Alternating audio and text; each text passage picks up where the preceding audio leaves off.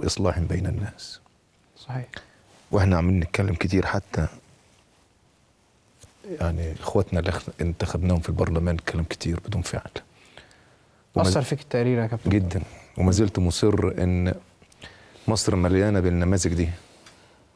مصر في كل اطرافها مليانه بالنماذج اللي زي دي. ما تبصش للقاهره ولا تبصش لاسكندريه، ما تبصش للفئه اللي هي غلابه جدا وعلى قدهم جدا وفي قريه ولابد وفي ان احنا سوهاج نقف يعني بكل حزم، لان اصبح حتى الدواء غير متوفر. فعاوزين ندي فرصه ان الدواء يتوفر. وان النهارده يعني هو بيقول الدكتور امر له بعلاج وغالي. والله وجعتني جدا الكلمه، والله وجعتني وكان الكشف جداً. بتاعه 500 جنيه وكلام من ده. انا والله ما اقصد يعني حاجه. ده ازاي يوفر 500 جنيه ولا ازاي يوفر علاج مثلا ب 1000 ونص؟ ليه الدكتور الكبير ده، والحمد لله انه ما ذكرش اسمه، ليه الدكتور الكبير ده ما حسش شويه بالمسؤوليه تجاه شخص هو شايف انه ما يقدرش؟ قال لك طب انا ليه انا ما ارعاش الحاله دي؟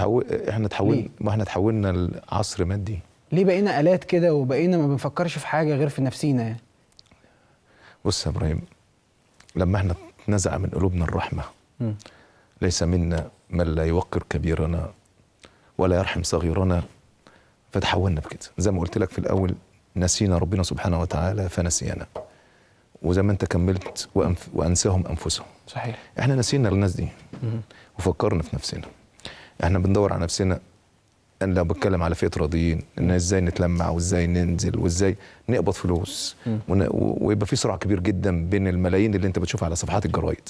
وهنا حتى القنوات الفضائيه، السرعات الكبيره، ويمكن الاعلام في الفتره الاخيره متهم. انت النهارده بتعرض حاله انسانيه، وده المفترض ان دور الاعلام. صحيح.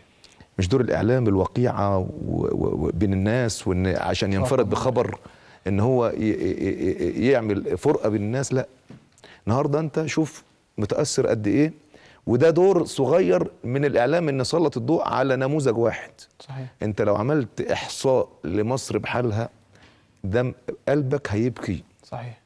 قلبك هيبكي. يعني الواحد الحقيقه يا كابتن طارق يعني بشوف دكاتره وبسمع عن دكاتره كويسين جدا ومحترمين جدا. انت عارف في دكاتره بتخصص يوم للعلاج المجاني، في دكتور يقول لك انا هروح المستوصف الفلاني علشان خاطر اعالج الناس بالمجان. ليه الدكتور ده ما يبقاش من ضمن الامثله الطيبه اللي احنا بنتكلم عن دكاتره كتير كويسين؟ ليه ما يبقاش الدكتور ده من ضمن الامثله؟ يشوف ان دي حاله، يا اخي زكي، يا اخي زكي، خلي الحاله دي الحاله الوحيده اللي انت بتصدق. والله في يا ابراهيم دكاتره كتير خيرين، في كتير جدا جدا. بس والله المشكله ان الناس ديت زي ما محرومين من مركز الشباب، محرومين برضو من المستوصف. الله ينور عليك. محرومين من المستشفى، محرومين من العلاج. النهارده بيقول لك انا عشان اتعالج لازم انتقل مصر القاهره، لازم اجي القاهره ومعهوش فلوس، وتلاقيه بيستلف. النهارده الراجل بيقول لك انا بعت خلاجاتي هدومه عشان اروح يعالج ابني، مستعد ابيع كمان حياتي. زي القمر، زي الفل. يعني هو اللي بيتكلم عشان يلاقي فرصه علاج لابنه.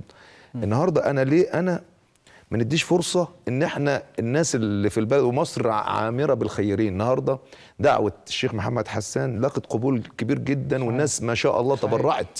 صحيح. احنا ليه بنستنى دوله؟ اي نعم هي دور الدوله، لكن احنا اللي هننهض بالدوله، اللي قادر يعمل مستوصف، واللي قادر يعمل مركز شباب، واللي قادر يفتح باب عمل، واللي قادر يفتح بيت يشتاق يقول يعمل.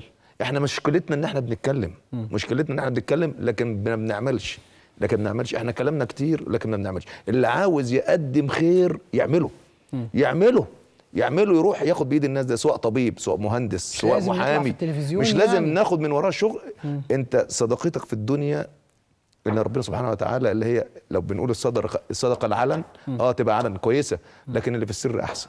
وانا عارف ان في كتير من الدكاتره خيرين جدا، وفي كتير من الدكاتره بيروحوا للنجوع دي والحته الريفيه دي، لكن انا بخص الاعلام.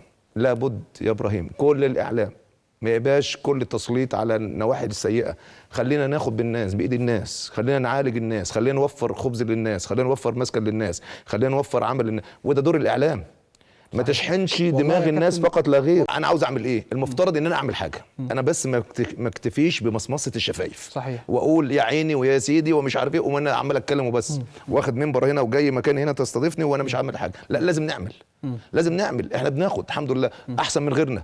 طب نبص لغيرنا، نبص لغيرنا اللي تحت عشان ناخد بايديهم. اللي في ايده يعمل ويعمل، زي ما اتسطرت معانا نستر الناس كمان. ايوه ده دورنا.